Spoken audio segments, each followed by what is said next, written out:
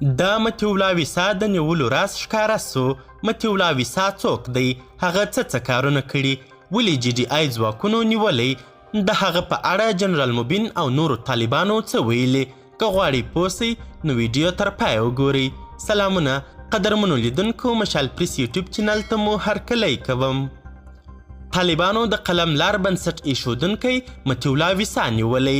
پخواني ولسمشر حمید کرزي د طالبانو له سرپرست حکومت څخه غوښتنه کړې چې د قلم لار ټولنې مشر مطیع الله ویسا دې ژر تر ژره خوشي کړي. طالبانو د قلم لار ټولنې مشر مطیع الله ویسا وړمه ورځ د کابل خوشحال خان مینه کې نیولی دی. نوموړي زده کړو ته د ماشومانو د لاسرسي په نوم کار کاوه. د ویسا تر مشرۍ لاندې د قلم لار په نوم بنسټ په لیرې پرتو سیمو کې سیار ښوونځي جوړول.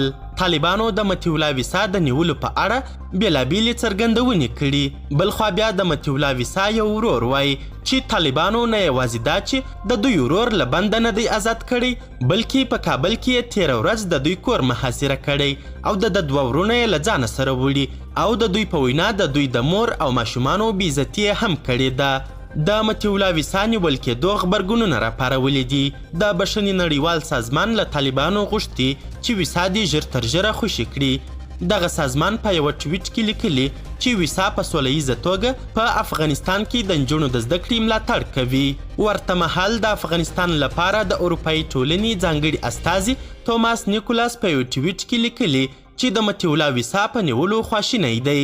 هغه ویلي چې ویسا له 2009 کال راهیسې له سیمه ییزو ټولنو سره په خبرو کې زده کړو ته د افغان هلکانو او نجونو له لاسرسي څخه دفاع کوي.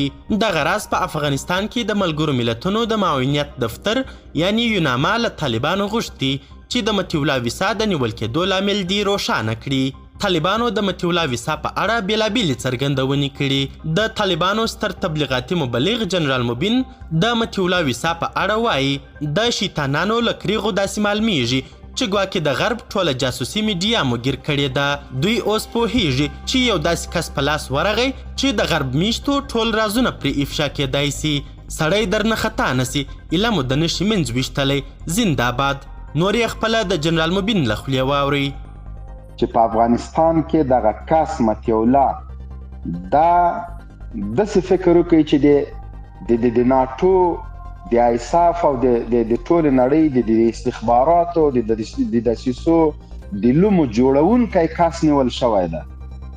دا مطیع الله په نوم نه ده، دا مطیع الله ویسا نه ده، دا د یو افغان په سترګه مه ورته ګورې. امریکانو ته د مطیع الله ویسا ارزښت له اشرف غني، له کرزي، له امرالله صالح او دلته له ټولو غلامانو نه زیات ده او تر ټولو زیات امکانات د ده په واک کې.